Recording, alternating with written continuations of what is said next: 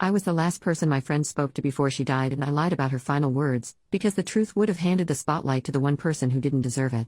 My friend Amy died a couple of months ago, and I was the last one to see her alive. I went over to her apartment, we watched a movie, ate dinner, I left to finish an essay, and then she OD'd and passed away alone. She was only 19 years old.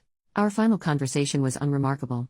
I said it was good to see her, thanked her for the food, we made plans for the sports we were going to play together the following week. I told her I would send her a bread recipe we had talked about, and she said she was excited to bake it to bring to a potluck that was coming up. She wished me luck with the essay and I said I would try, but Brian, my roommate, was always loud and distracting, so hopefully I could get it done before he came back from clubbing. She laughed, and the very last thing she said was to say hi to Brian for me. Amy didn't answer messages the next day, so I sent her roommate, Kara, a message to ask if everything was okay. Kara had been staying nearby with her boyfriend, so went home to see what was happening, and found Amy's body. She let me know what had happened, and after that there were police and all sorts. It was a shock and confusing, but I did not pry for details. Amy and Kara were incredibly close, practically sisters, so I absolutely did not want to bother her with questions, and the police had investigating to do. I was asked to describe the evening. Amy used stuff frequently. They don't think the OD was on purpose, but they wanted to know if she was acting strangely. Had she taken anything while I was there? What time did I leave, etc.? And the death was deemed not suspicious. Amy hadn't contacted anyone online after I left, so I was the person she last spoke to. Kara asked me what her last words were. I lied. I said it had been to wish me luck with my essay, and that she hoped I had a good night. Amy had always been positive and such a genuinely lovely soul. Well wishes were fitting last words for her. I didn't say anything about saying hi to Brian. Why I lied?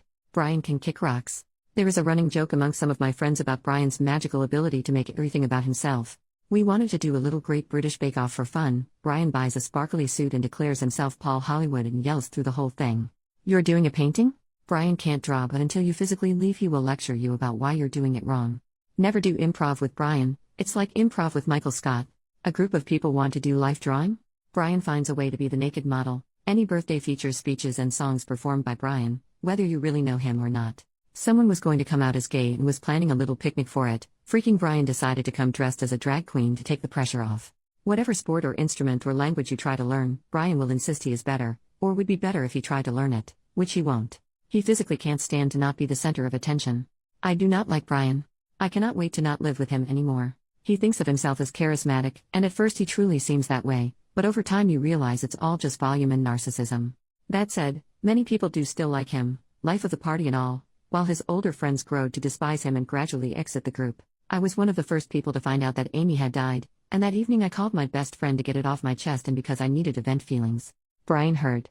I should have been more careful, but I wasn't in my right mind. He asked for more details. Why did he need more details? Because he had already started drafting a mass message to send to all of Amy's friends to let them know that she had died. Amy and Brian met maybe twice ever. I told him he couldn't send it. This was on the day I found out. The police were only just involved. We didn't even know if her parents knew yet. He went off on a whole explanation of how he could find them on Facebook and could check land records to find their house and go there in a suit with a bunch of flowers to sit them down and properly inform them. I said the police would tell them, or Kara. As I said, Amy and Kara were close. Kara is from another country, so spends summers with Amy's family, practically like a second daughter.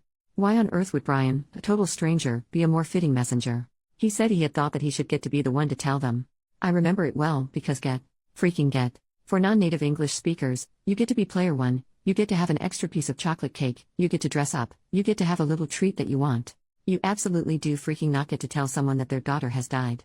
This anti-Brian rant is getting too long. He held off on telling most people until after Amy's parents put out an official statement, though then gloated about having known about the news beforehand. He seemed to think that he would be able to speak at her funeral, but compromised and spoke instead at an informal gathering of friends that we held to honor her. He gave several speeches which, if you weren't aware that the two barely knew each other, would make you think that they were very close. He led a number of vigils, events, gatherings, which, yes, were a good morning opportunity for many people, but I'm too far gone with disliking him that I can't see it as anything other than him trying to gain an ownership of the situation. We put together a fundraiser in Amy's name for a mental health organization she had used, and Brian was upset that he was not listed as a contributor. He did not donate. We had a book where anyone could write about their memories with Amy. Kara wrote a half page, while Brian wrote 2.5. I do not like to lie. It makes me feel sick to my stomach. A couple of months have passed and the knowledge that I actively lied about Amy's last words is gnawing at me. It's so small and stupid, but I didn't say hi to Brian for her. I said I would. She made her last ever request and I'm denying it. I'm sorry for the paragraphs about what a massive jerk he is, but I hope it demonstrates my point. This is what he is like. This is how he behaved, thinking a mutual friend he'd only met a couple of times had died. Imagine what he would have been like if he knew that her last words were about him. I confess, channeling my negative feelings into hating how he has turned this into a main character moment has channeled them away from me and the obvious fact that I left her alone to die. I think my anger at myself for the lying might be part of the overall guilt I feel about it, but that's what therapy is for. Thank you for reading. I have given this a lot of thought and I'm not going to tell anyone what she said, but I needed to get it out of my brain and into words. Update: I posted once on this account 10 months ago. My friend died and I did not pass on her final words because they were about my asshole roommate who, despite not really knowing her, did everything in his power to make her death about him. Sharing the words would cause problems, but not sharing them was eating me up inside, so I told Reddit.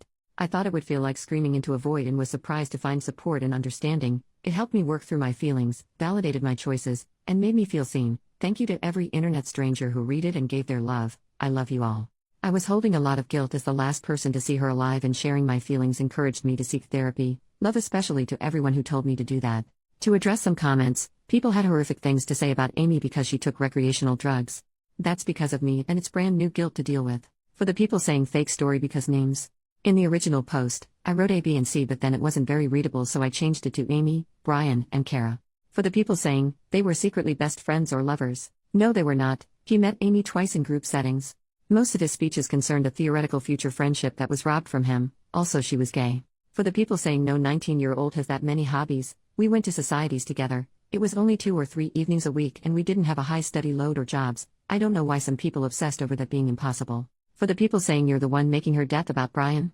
That's fair. My post turned into an anti-Brian rant. The grieving heart wants what it wants, and obsessing over my roommate being a narcissist got me through the first big wave of depression. And finally, for the people saying, you're making this all about you, it's my post. It's the Off My Chest subreddit and I'm getting something off my chest. Anonymously on the internet because it would be inappropriate and self-serving to do so in real life. Now onto the updates if anyone wants to know. I'm doing alright. Grief is grief, it gets easier every day except for the days when it doesn't. It's been a year since Amy passed, and I can now think about her without crying. Kara is holding up. She took time away from studying but recently came back. One of her family members moved to be near her while she finishes her degree, so she's got support and seems to be doing well. Amy's parents came down for the anniversary memorial. It was good to see them, but hard to say if they were doing better or putting on brave faces for her friends. They're keeping busy. Brian went and found new friends, something he does regularly. As fast as he took over Amy's memorials, he stopped, like a child bored of their new toy. After a month or so he decided he was over it and became passive-aggressive at those still mourning. I moved out and used advice from commenters to grey rock him out of my life. He bailed on the anniversary of Amy's death to go to a theme park and got upset that we did not delay the memorial for him to attend. There are still people in my circle who tolerate him, but he has a new group of impressionable first years to impress his importance upon. People wanting more stories about him. I've been journaling a lot and there's some good infuriating ones in there, so maybe I'll share them sometime, but not now.